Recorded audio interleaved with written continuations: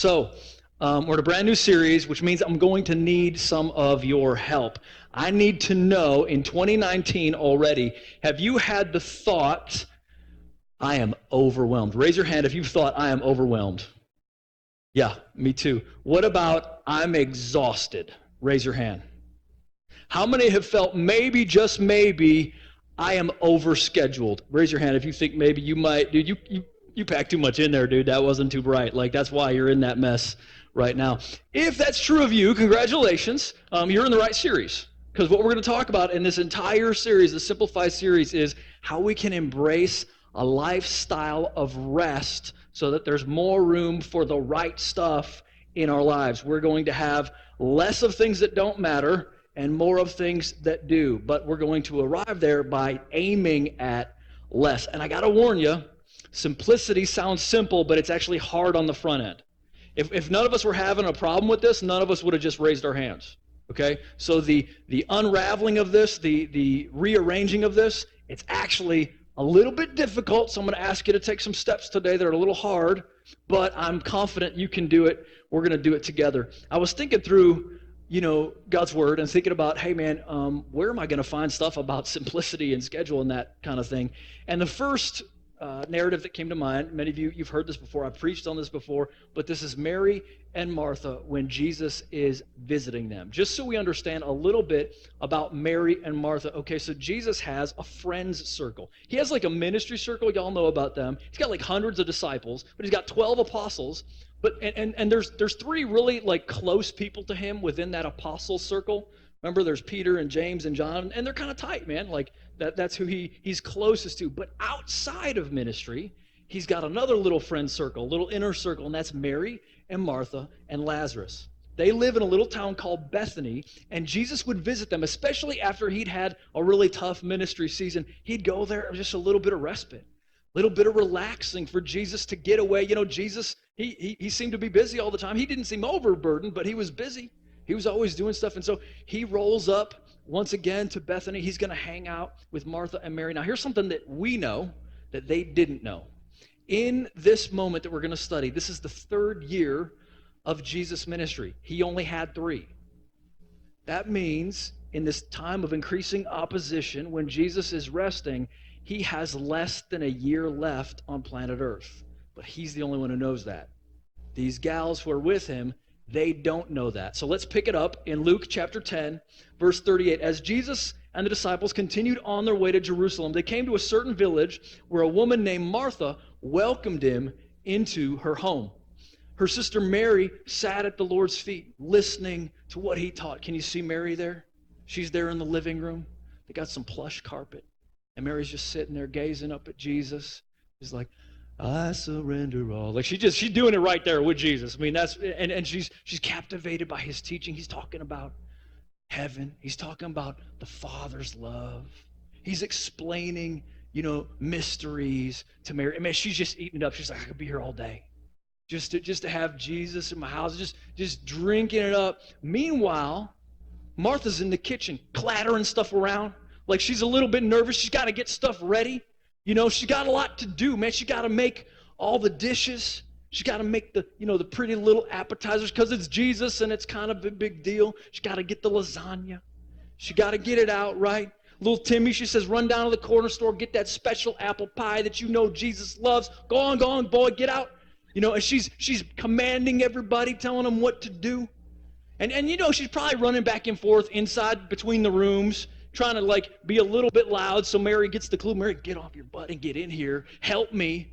But Mary can't be bothered. She's just gazing at Jesus. So Martha starts slamming the cabinets, and she's clanking stuff around and she'll go in there. Jesus, can I get you anything else? How about a little wine? Anything you need? He's like, Martha, I'll just make my own wine. I'm good. You don't have to worry about it. Like we're fine in here. We're all just resting and relaxing. And we can see that she's beginning to build in intensity. She's beginning to get a little bit upset. Verse 40, but Martha was distracted by the big dinner she was preparing. She came to Jesus and said, Lord, doesn't it seem unfair to you that my sister just sits here while I do all the work? Tell her to come and help me. Can you see her? She's got that spatula. She's waving it at Jesus. Tell her to come and help me, Jesus. As though the creator of heaven and earth needs advice on what he should be telling people to do. She's assuming that she knows better. She's overwhelmed. She's clearly overscheduled. And she's exhausted. And she's wearing herself out trying to control a bunch of stuff. When what she should be doing is just what her sister's doing. Is sitting there at the feet of Jesus. And it's not that people don't have cooking gifts and we should celebrate that, and that's awesome, but she was using her gift at the wrong time. It wasn't time to do this. She was missing what was best in exchange for what she thought was really important. Verse 41, but the Lord said to her, my dear Martha, you're worried and upset over all the details. There's only one thing worth being concerned about.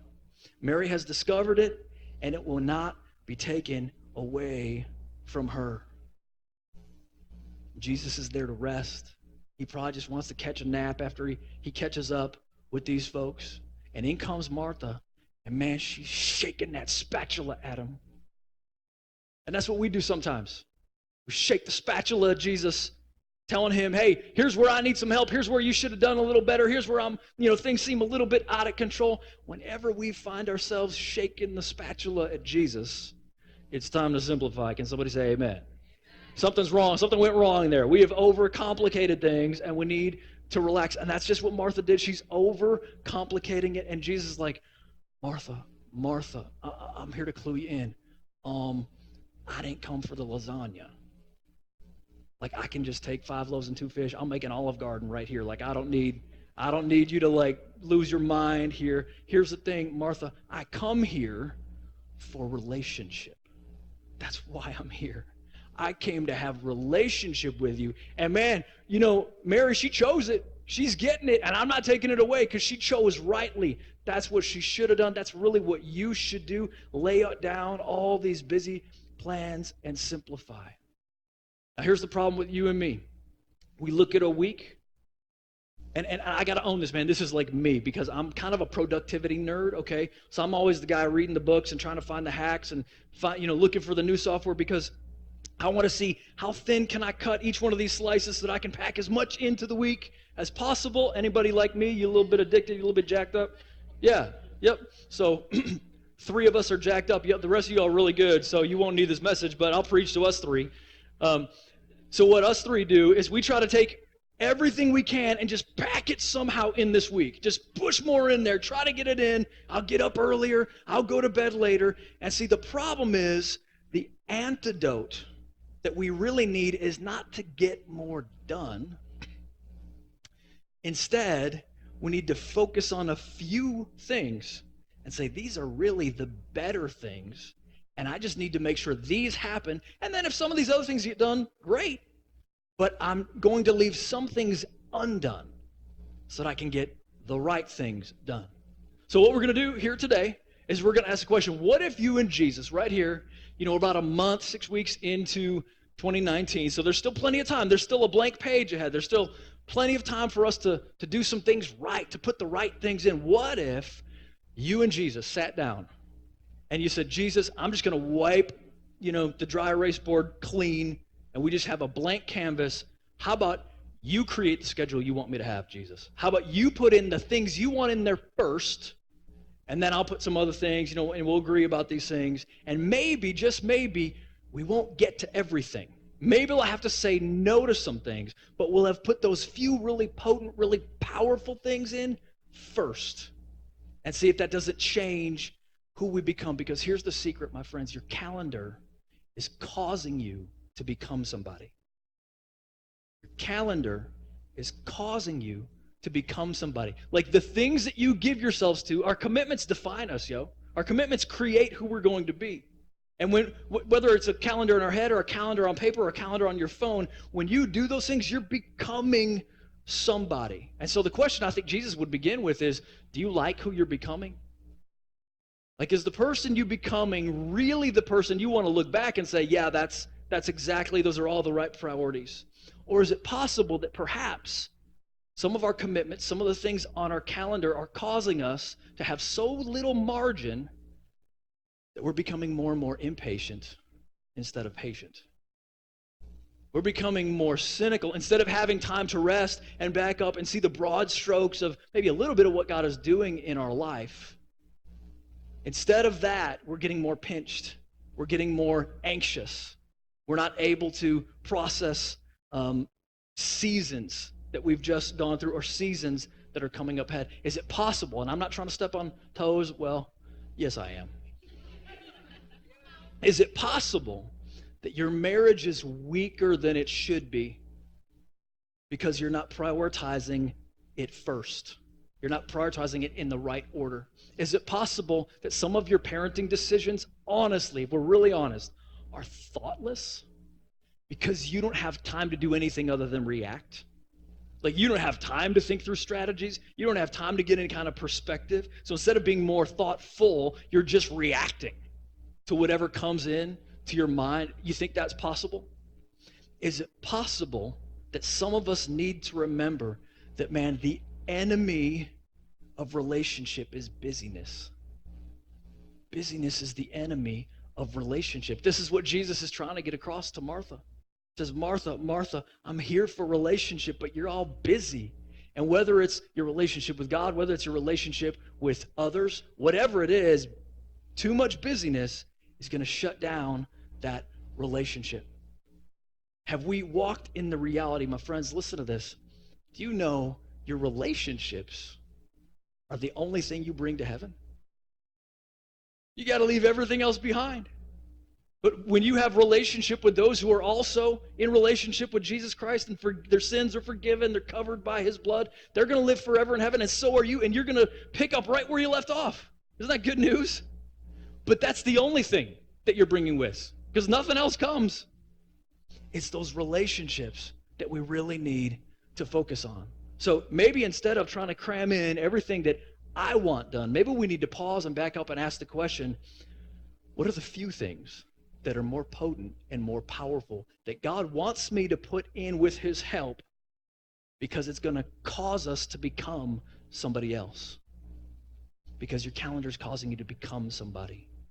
And the question is, are we becoming the right person? So this whole series is really going to be about limiting ourselves to become who God wants us to become. And I know we don't like limits, but precious, if we will get our minds and our hearts around limits, we're going to see there's a whole lot more margin to actually be a whole lot happier. How many, like when you're going speed of light and your life is kind of cray-cray and you're like Martha in the kitchen and you're just losing your mind and shaking the spoon, how many in that moment are like, what a great life?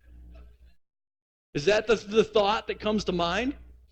Probably not. How about when you're still and you're sitting on the sofa or in the chair and the sun's on your face and you're just kind of contemplative and meditative and you're appreciating the goodness of God to you?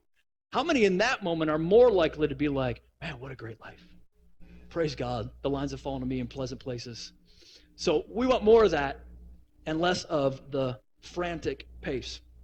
So what I want to give you today, the first 4 to say yes to. If you and I and Jesus, we're going to sit down with your calendar and we're going to say, instead of, hey, here's 4 more things. Hey, congratulations, I got 4 more things for you to throw in your week and try to fit. We're not doing that, okay? That's the wrong way to think about this. Instead, we're saying, take your calendar and rip everything out.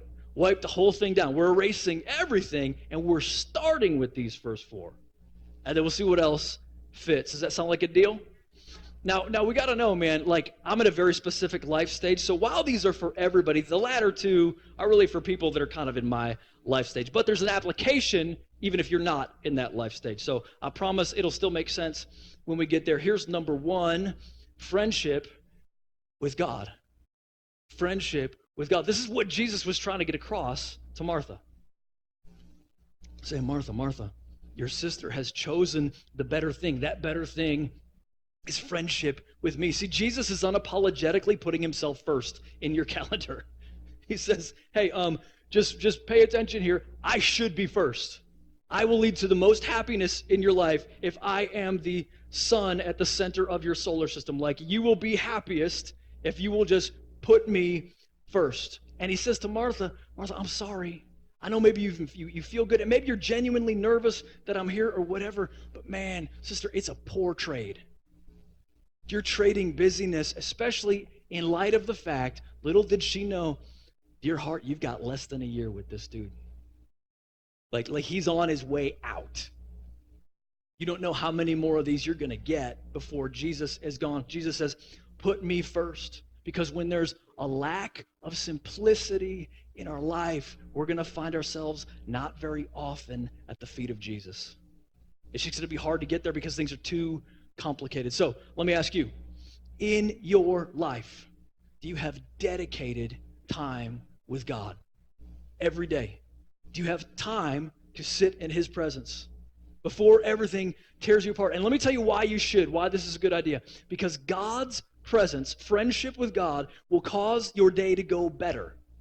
This is what my teen girls are figuring out right now, okay? So they've watched mom and dad, like they've seen us like seek God for as long as they've been alive. And we've taught them how to do it, but you know, they're figuring that out. And as they get older, they're learning, oh, my day goes different when I spend time with God in the morning. It's not that horrible things happen necessarily, but there's a different assistance from the Holy Spirit. There's a different sense of wisdom that I seem to be having. There's a different kind of joy that I seem to be accessing. I'm more able and ready to resist sin. I'm gentler. I'm kinder because I prioritize friendship with God first. So let's pretend in your backyard there's a great big river. And it's really fast. You walk out there every morning, beautiful day, and there's this little pier. And on this little pier next to it, there's this boat. Now, you know, here's the deal. You can spend as much time as you want on that pier, but once you get in that boat, even though it's beautiful, that river's fast, and you're going to get right out of there, man. It's going to shoot you down the river. Oftentimes, this is how we're thinking about our time with God during the day sometime. You're like, you know what, man? I'll get to it. You're on the pier for a second. That's your time with God. You're like, but you know, I'll come back later today. And I'll just get in the boat now and get on to my thing. The problem is, how many have figured out you never find your way back to the pier? You just go, man. Once you get in your day, boom, it's going. And then stuff's coming at you and stuff is happening and you're on the fly. And yes, it's a nice idea that maybe possibly you'll make it back to the pier. But most of the time you don't. And so the question for us is, if it's true that our calendar is causing us to become somebody, is friendship with God, is time on the pier, because you can take your time there. You don't have to get in the boat yet. Take your time in that friendship with God and see if that doesn't cause you to become somebody else. Now, you got to hear me, dude, because this is a place of grace. Like, you don't have to have your act together. You don't have to dot all your I's and cross all your T's. I always get that wrong. You don't have to do that. Like, acceptance is where the conversation begins. And so you're awesome, just how you are. But I'm really alarmed by the amount of Christians that don't schedule time with God. Like, I'm alarmed by it because it's not what we're even shown in the scriptures is how it's supposed to go. Okay, so Martha and Mary in this story of Jesus, just so we're all aware, this has been here the whole time in your life. Like, this isn't new. This isn't the latest book that came out. Like, it's been here. This is how Christians do it. They spend time with God.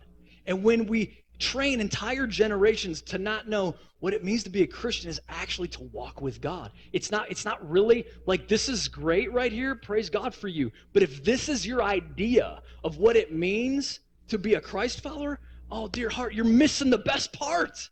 You're missing the fire of walking with a holy, awesome, beautiful, gracious, loving, forgiving God. You're missing it, dude.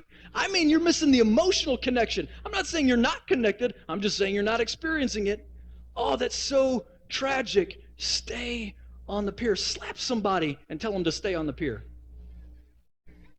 Because here's the question. Because every one of us would say, yeah, oh man, 2019. Oh, I want to walk closer with Jesus. Yes. Okay, where is that on your schedule? Like, where? Is it for sure going to happen? Did you write it down? Do you know that it's going to happen? Because if you didn't write it down, if it's not actually a part of how you do life, it's not really going to happen, man. It's going to be we're going to be here in 2020. We'll talk in the same message. And I don't mind preaching it to you, baby, but you're just going to miss a really great year. That calendar is going to cause you to become somebody if we will stay on the pier. So, what do we need? Friendship with God. Number 2, rest from work. Rest from work. Jesus was here to rest. That's why he was here. And he invited Mary into that resting. And Martha stayed on the outskirts. And she missed it. She could have been resting with the master. Do you know, believe it or not, God has already commanded you to schedule rest. Did you know this? This also has been here the whole time. Check it out. Exodus 20, verse 8. Remember the Sabbath day to keep it holy. 6 days you shall labor and do all your work, but the seventh day is a Sabbath of the Lord your God. In it you shall not do any work. You or your son or daughter, your male, your female servant, your cattle, your sojourner. You guys better make sure your sojourners get a Sabbath, please. That's a joke. Who stays with you? What is he saying? He's saying, hey, the culture of your life should include, it should even affect other people. Like they should run into that zone. Oh, this is a day of rest for you. Oh, this is how you roll. Now listen, I know that we're under the new covenant, and I don't want to step on your freedom too much, so I believe the New Testament gives you the freedom, and you can pick a different day. It doesn't have to be Sunday or Saturday. But the point is, the Lord told his people, this is going to be a sign and a wonder to the rest of the world. I want you to take 1 out of 7, and I want you to sow it to me, and I don't want you to do any work. Now, I know that sounds insane to us. It was even more insane to them. Because think about it. They're an agrarian society. When harvest time hits, dude, you better get out there. You better collect that stuff. You better be able to get the water every day. You better be able to start a fire every day, but they couldn't. They had to prep all that stuff in advance. And why? Because it demonstrated something. This is what the Lord tells us in the Bible. It demonstrates, one, I trust God. Like I trust him to get me more out of 6 than I can get out of 7. It also demonstrates confidence in God. Like God takes care of me. I don't have to race ahead and make more money than everybody else. Like God is going to take care of me. And it demonstrates my God is holy. That means he is other. He is entirely different than the whole rest of the world. And I am marked by him as one of his. And so therefore I am different from the entire rest of the world. And God wants us to do this, my friends. He wants you to rest. I know you don't hear that message much. God wants you to rest. And he wants you to trust him that it really is all going to be okay. He wants you to take a day off from playing God for 1 day a week. And he wants you to have a Sabbath. Now, there's a lot of different ways that can play out. But if Jesus were sitting here and he were helping us build the schedule, he'd say, hey, man, you need time for friendship with me. And now, before you do anything else, put in your day of rest. Put it in there because you need time to refresh and relax and restore. See, you're all out of nutrients inside, and you need to just read books and like binge on Netflix and eat a bunch of food and go fishing and go to the movies and have fun and you know, go to the pottery class and do the knitting club or whatever the thing is that you do that restores you. God says, do it because I'll bless it and I am in it. I need you to have a wide open heart that is able to hear and receive from me. And if you're always frantic like Martha, shaking your spatula at everything, you're never able to get down emotionally to be calm. Listen to my teaching. So my friends, let me challenge you. Are you taking a Sabbath? Now some would say, Carter, come on, what are you talking about here? We're under the new covenant, like Jesus is my Sabbath. I don't need to do that anymore. And I think that's a fair thing to say. You're right. If you're a Christian, you're under the new covenant. And what that means is the law does not justify you. Remember we talked about this for a long time in a series last year called Shameless. We tore apart the book of Galatians. And we saw that very clearly. Paul was trying to teach, dude, you are not justified by anything you do. It is the grace of God only. It is all by the blood of Jesus. That's why you have right standing with the Father. But, and don't miss this part because our generation's trying to throw this out. You're not justified by the law, but the law is still right. The law is still, God says, this is what I want you to do. This is what is the right thing to do. So it doesn't make you right with me, meaning you can disregard the Sabbath all day long and it doesn't change. If you've trusted Jesus Christ, it doesn't change the fact that you are justified.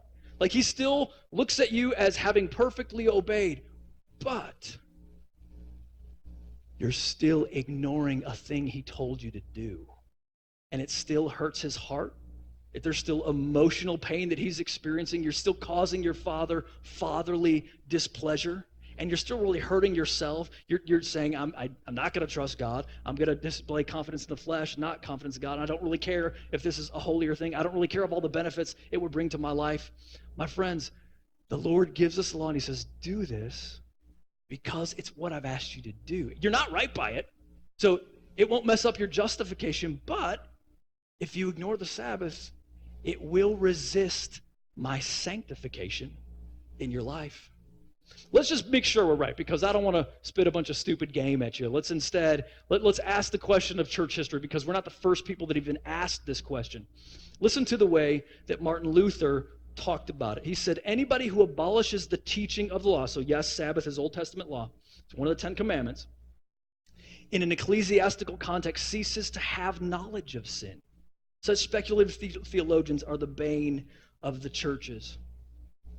Sinclair Ferguson, a modern-day theologian, summarizing and commenting on the teaching of Martin Luther, says this: in general terms, the law acts as a restraint within both society and the church. More particularly, it continues to what? To crush and humble the believer, because it tells him the things you are doing are wrong. So, my friends, I don't want to be too forceful with this, but I want you to consider, don't just write the Sabbath off as this completely optional thing. The Lord wants you to have a day of rest, a week. Let's listen to what the Puritans thought, because they were incredible the way that they followed the Lord. Here's commenting again on the Puritans, Sinclair Ferguson. The law restrains transgression. This is what the Puritans thought, because it is an expression of the holiness and the will of God. The law restores duty to the Christian life. And you might say, well, Carter, you know, the Lord's Holy Spirit, he wrote the law of God on my heart. Yes, but what did he write? He wrote the law on your heart. So you might as well pick up the book which contains the law and make sure that those two are congruent so that you're following the right way. My friends, the law of God is actually freedom. That's what it is. It's the framework for understanding, am I doing the will of God or am I not doing the will of God? That's what it is for. We should still value it, even though I know this is not why I am right with God. His smile is on me. His affection is for me. But because I want to bless him, I'm going to go ahead and I'm going to have a Sabbath because it is blessed, but really because I don't want to hurt him. I just want to do what my Father wants me to do. It's an old saying, but still true. The law leads you to Christ, because you can't fulfill the law. And Christ rescues you from the law. But then Christ points you back to the law to be sanctified. It says, hey, you want to train your heart and your conscience to do what is right? Do that, knowing that I'm the one who actually forgives you. Well, it's good anyway, so I'm just going to keep preaching. So, what do? We put in our calendar with Jesus, first time with God, also a day of rest. And sometimes, dude, you're just in a hard season and it's hard to wiggle this together. I've been in seasons where I was so pressed, I couldn't even do an entire 24-hour Sabbath. I'd do half a day here and half a day here. And I just want to tell you, if that's where you're at, hey man, God knows your heart.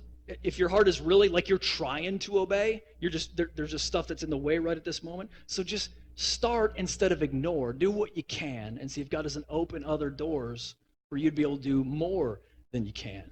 So friendship with God, rest from work. Here's the next one. Romance with spouse. Romance with spouse. Yeah, all right. Some are really excited. For those of you who don't have a spouse, God doesn't want you to have romance with somebody else's spouse. We're gonna get to you in a second. So for married folks, it really is romance with spouse. For those without spouses, it really is intentional time with life-giving friends. See, God wants us to live from a place of life-giving community, because it's not really all about us.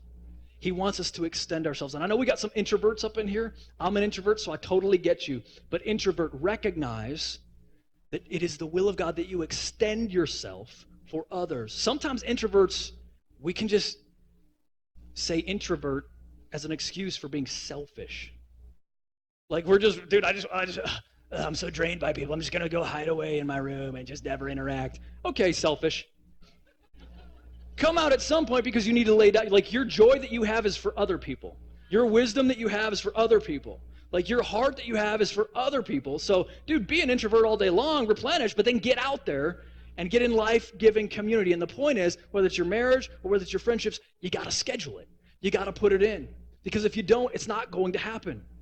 Hey, man, listen, you got to schedule romance.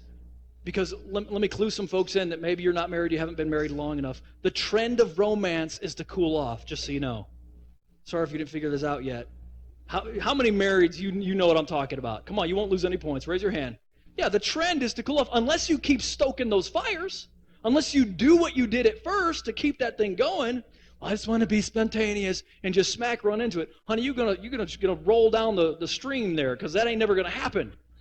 You got to schedule that thing. Even intimacy, you got to schedule that thing. Look, I'm not trying to give too much information here or kiss and tell or anything, but Kenzie's my marriage is hot, yo. I ain't lying. Dude, it's awesome. And we're coming up on 20 years. And I'm just telling you, man, you want to know what's contributed to that more than anything other than Jesus? The calendar. Because the calendar causes us to become somebody. And when we include, and when you include things like, dude, you're scheduling dates, you're scheduling getaways, you're scheduling time together, you're making sure you don't miss it. Because if you don't make sure you hit it, the enemy may send somebody else to schedule it. Here's what I mean, okay? Now, let's just pretend and believe that Jesus is right and the devil's a real person. He hates your marriage. He wants to tear it apart, okay? And so he's going to send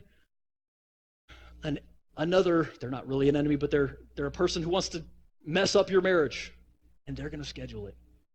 Like, they're not just going to wait till they meet them across town. They're going to find where they are and start to be intentional and start to sow into that relationship and see if they can pull you away. So if you don't schedule it, my friends, just be warned that your enemy might. And that's not just for marrieds. That's for those who just need life-giving friends.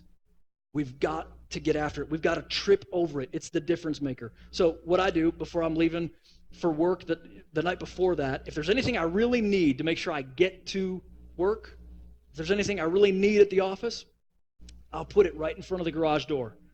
You know, maybe it's a special prop, maybe it's a special book that I need to access that day. I'll put it right in front of the garage door so that when I'm walking out, poof, I'm going to just trip right over it. I'm going to make sure that it gets where it's supposed to go. How many, you do something like that? You put things in your way so that you're forced to trip over them so you don't forget. That's what your schedule is. That's what your calendar is. You're just putting things in the calendar ahead of time, so when you get to that day, you just trip over it. You're not just so spontaneous that you'll have romance if you get around to it. No, dude, you'll plan it on the front end. I am preaching better than you are amening, but I'm just going to keep going, all right? So your calendar is causing you to become somebody, and because busyness is the enemy of relationship, here's number 4, time with kids.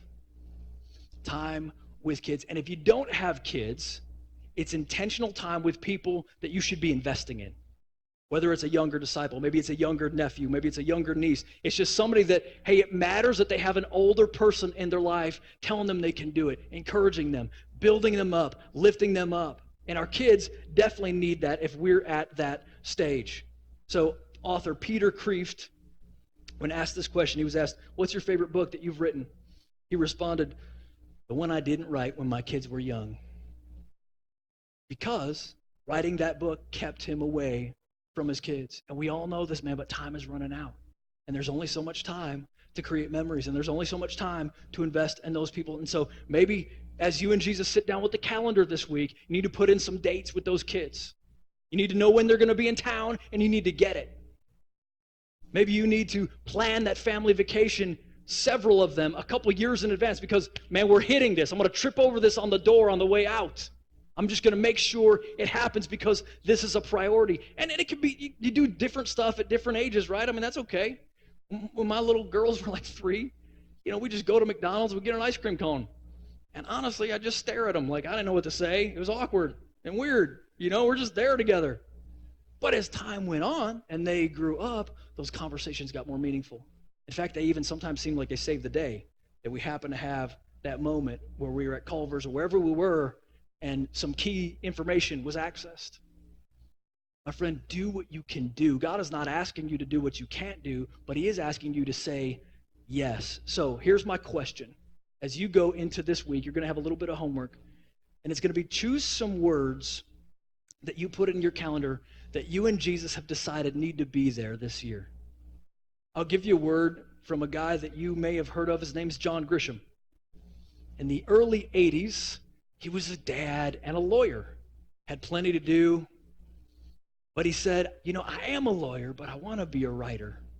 So he went into his little calendar, and he wrote at 5 a.m., The word write. And because he put that word there, he got up the next day at 5 a.m. and wrote 1 page per day. Until after a year, he had an entire novel. You may have heard of it. It's called A Time to Kill. He was one thing, but he became something else. He's now one of the most prolific and celebrated authors of our time, but he at some point made the decision, my calendar causes me to become someone else. So what's the word that you need to put in your calendar? Is it friendship with God? Is it, time away from work? Is it vacation? Is it maybe it's counseling? Because the truth is, in your marriage, you've been trying to just kind of hope things would get better, but you're starting to realize after a few years, bones don't just set themselves. And sometimes we need a little bit of help to put this thing back together. Maybe for you, the word is gym. Maybe for you, the word is camp. Whatever it is, you and Jesus start with the first 4 and say yes. Whatever it costs you, because your calendar causes you and I to become somebody. Let's pray.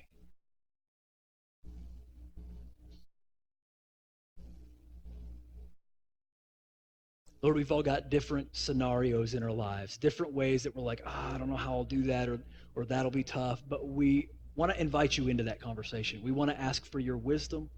We want to ask for your help. We want to pray, Jesus, that you would use our calendars, one of your tools, to cause us to become the person you're trying to create. Lord, help us to do more of the things that matter and less of the things that don't really matter much at all. God, we thank you that you're on this journey with us. In Christ's name, amen.